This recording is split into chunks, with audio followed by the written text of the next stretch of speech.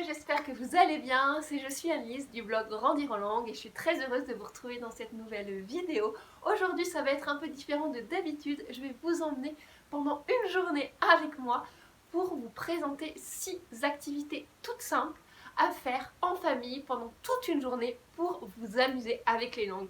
Il s'agit d'activités qui vont vous amener du positif, qui vont vous amener de la joie, qui vont vous donner le sourire, je l'espère, et qui ont tout en commun de vous faire découvrir ou réviser une langue étrangère, quel que soit votre niveau, quel que soit votre lien avec les langues. Le but c'est de vous amuser et encore une fois de faire le plein d'ondes positives. Alors si vous êtes prêts à découvrir tout ça, c'est parti!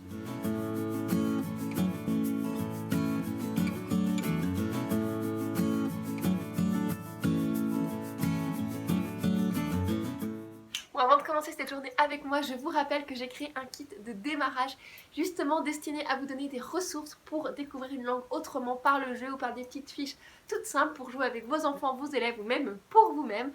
Pour découvrir ce kit qui est disponible en français, en anglais et en allemand, vous avez juste à cliquer sur le lien qui est en dessous de la vidéo et vous recevrez tout de suite, je vous enverrai tout de suite le lien dans votre boîte mail pour découvrir votre kit. Bon, et bien sûr, si vous n'êtes pas abonné à la chaîne, pensez à vous abonner juste en cliquant en dessous ou au-dessus, je sais jamais, en activant la petite clochette, comme ça vous serez informé dès que sort une prochaine vidéo. Hello, guten Morgen, hello, ça y est, je vous retrouve au début de cette journée, donc c'est le matin. La première chose qu'on fait, qu'on peut dire le matin, la première chose d'ailleurs qu'on apprend quand on apprend une langue étrangère, la seule chose qu'on retient quand on part en voyage, c'est le fait de dire bonjour. Donc c'est la première activité que je vous propose pour cette journée, tout simplement de dire bonjour dans une langue étrangère. Alors ça peut être de différentes manières. Vous pouvez tout simplement décider la veille. Alors si vous avez des enfants, c'est important de bien expliquer, évidemment de toujours expliquer aux enfants. Vous pouvez décider la veille donc de dire, et ben voilà, demain, on va parler en anglais ou en allemand, donc vous allez leur dire bonjour en fait dans la langue étrangère et eux vont évidemment leur répondre et vous allez voilà au maximum essayer de rester dans la langue. Mais si vous voulez aller plus loin et découvrir d'autres langues, vous pouvez inciter par exemple vos enfants ou vous-même ou vos amis à choisir une langue qu'ils aiment en Europe ou ailleurs et à chercher la manière de dire bonjour et à vous dire bonjour à vous dans la langue étrangère. Voilà, c'est un petit moyen tout simple de commencer la journée avec les langues et de bonne humeur. Un autre moyen que vous avez si vous n'avez pas envie de parler, si ça vous bloque ou que vous avez préféré passer par l'écrit, c'est de dire bonjour dans la langue que vous choisissez ou dans une langue étrangère à chaque fois que vous écrivez un message à vos amis, etc. Ou même sur les réseaux sociaux, voilà, mettre une petite story dans la langue étrangère ou alors mettre un message sur Facebook, sur Twitter, etc. Je vous laisse découvrir tout ça. Bon alors je me retrouve un peu plus tard dans la cuisine parce que qu'est-ce qu'on va souvent faire, surtout le week-end quand on a des enfants, qui est super important, c'est les courses. Et les courses, c'est aussi important, aussi nécessaire dans la vie que c'est intéressant pour apprendre, pour travailler une langue ou tout simplement pour découvrir des mots. Tout simplement parce que quand on fait des courses, on travaille, on prend des aliments qui nous sont vitaux, qui nous sont importants, qui touchent à nos émotions, parce que ça peut être des aliments qu'on aime ou qu'on n'aime pas, et en plus c'est du vocabulaire quotidien, courant, voilà, des trucs dont on a besoin, les tomates, la farine, etc.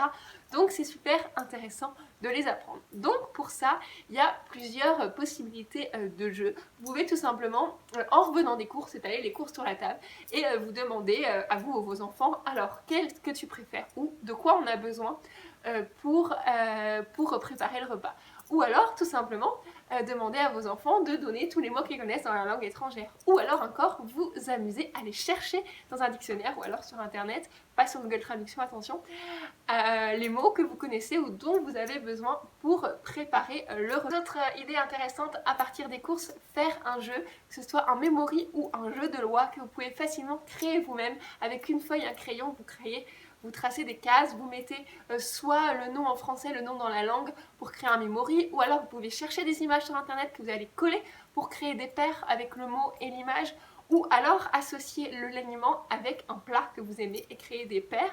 Vous pouvez également faire la même chose avec un jeu de loi en créant un petit parcours tout simplement, en mettant le nom des aliments en français ou alors des photos et en jouant vos enfants où vous devez trouver le mot dans la langue choisie ou dans une langue étrangère que vous voulez ou que vous allez chercher. Un autre jeu qui est super aussi marrant, c'est de mettre tous les aliments sur la table, les aliments sélectionnés, et d'en enlever un et votre enfant ou vous devez trouver et donner le mot dans la langue étrangère. Donc voilà, je vous ai donné quelques idées ici, vous en avez encore plus sur le blog blog qui sont réécrites, c'est plus facile, je vais prendre le temps de comprendre un peu plus précisément, mais c'est le genre de choses où voilà, laissez place à votre imagination. Vous allez voir que en commençant à faire ça, vous allez, ça se trouve, avoir plein d'idées qui vont vous venir assez naturelles. Voilà, simplement parfois discuter, poser des questions, encore une fois, voilà, c'est des choses qui nous touchent, qui nous concernent, donc c'est super intéressant et c'est ça le plus important quand on apprend une langue, toucher notre vie quotidienne, toucher nos émotions et parler des choses qui nous concernent. Autre idée intéressante à partir des courses, faire un jeu, que ce soit un memory ou un jeu de loi que vous pouvez facilement créer vous-même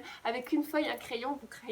Vous tracez des cases, vous mettez soit le nom en français, le nom dans la langue pour créer un memory, ou alors vous pouvez chercher des images sur internet que vous allez coller pour créer des paires avec le mot et l'image, ou alors associer l'aliment avec un plat que vous aimez et créer des paires.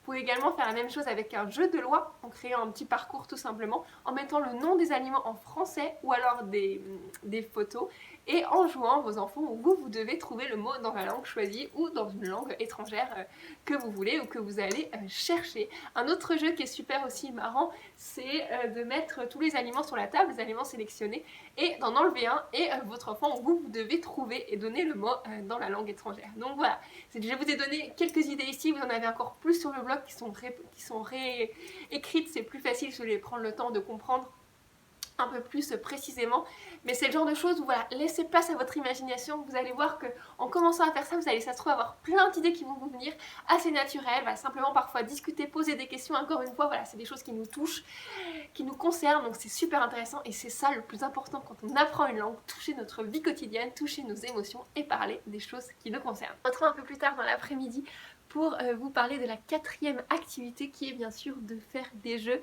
dans l'après-midi après le temps calme. Faire des jeux. Alors, je vais pas vous en donner forcément beaucoup ici parce qu'il y a déjà beaucoup d'idées sur le blog.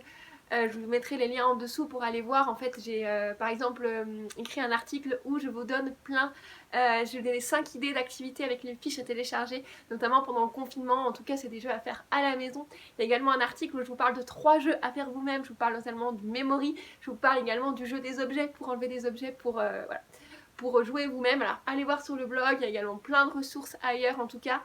Voilà, amusez-vous. Je vous invite également à aller voir sur le site officiel de la Commission européenne, je vous mettrai également un lien sous la vidéo, qui est le site officiel pour la journée européenne des langues, et il y a plein de jeux que vous pouvez imprimer, que vous pouvez télécharger pour vous amuser à découvrir des mots dans différentes langues ou à découvrir les langues dans l'Union européenne. Donc c'est vraiment super intéressant, et tout simplement, vous pouvez tout simplement choisir un jeu que vous aimez, que vos enfants aiment, et parler jouer à ce jeu dans la langue étrangère. Alors soit en lisant la règle du jeu dans la langue étrangère, soit en vous disant ok, on parle seulement dans cette langue pendant tout le jeu. Voilà, et après à vous d'adapter selon ce dont vous avez envie. Le principe c'est quand même vraiment de vous amuser. Une petite astuce, si vous avez des enfants qui refusent de parler la langue étrangère parce que ça les bloque, parce qu'ils n'ont pas envie ou tout simplement parce qu'ils ne savent pas, hein, c'est possible, vous pouvez, vous, si vous en avez envie, leur parler. Parlez-leur, expliquez-leur bien, par contre ce que vous faites, parlez-leur dans la langue. Vous leur dites ok, bah ok, moi je vais te parler, je vais te poser des questions en anglais, en allemand, toi tu peux me répondre en français, mais on va faire comme ça.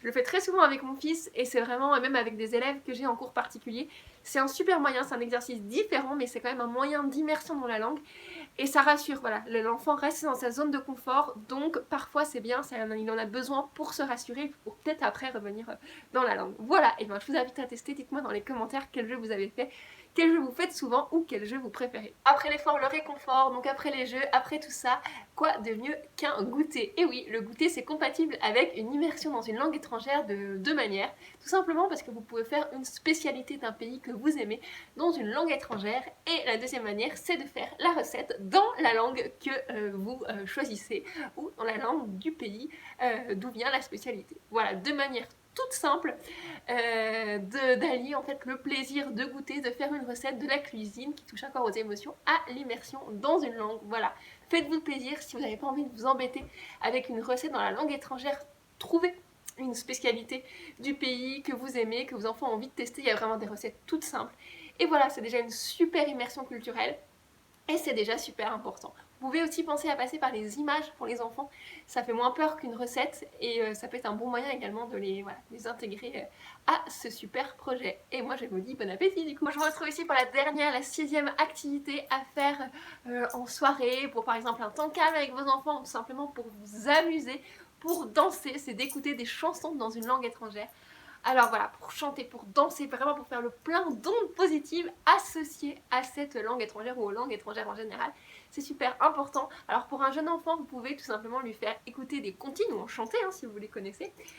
Chanter avec lui, le faire écouter sur YouTube, vous allez trouver énormément d'exemples avec des paroles ou pas. Si voilà, je ne conseille pas de donner les écrans aux enfants, donc vous pouvez bien sûr seulement mettre la chanson, vous entraîner, imprimer les paroles, après si ça veut dire, voilà, après à vous de faire comme vous le sentez. Et pour des enfants plus grands, et ben voilà, on est envahi, on regorge de chansons, surtout en anglais, donc si vous apprenez l'anglais, allez-y, allez-y, écoutez les chansons, essayez de comprendre les paroles, essayez de chanter. Voilà, voilà, choisissez des chansons qui vous font vibrer et profitez de cette chance qu'on a de voilà, d'avoir des chansons en anglais pour en saisir cette occasion pour progresser, faire travailler la compréhension orale et faire le plein d'émotions positives.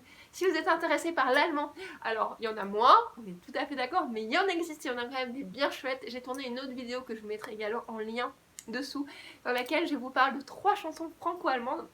Oh, il y en existe aussi seulement en allemand, hein. Là c'est des franco-allemandes. Pour voilà, moi que j'aime beaucoup, que j'utilise avec des élèves, qui ont en plus un super beau message, donc je vous conseille voilà, d'aller écouter. Si ça vous plaît, c'est génial, profitez-en. Si ça vous plaît pas, bah, c'est pas grave, vous avez le droit, hein, c'est subjectif. Mais voilà, je vous invite vraiment à écouter, à faire, voilà, à faire le plein d'émotions positives pour voilà, terminer une journée en beauté, ou tout simplement à n'importe quel moment, pour faire le plein et pour vous amuser. Enfin, voilà pour cette vidéo, j'espère qu'elle vous a plu. J'ai essayé de faire ça un peu différemment.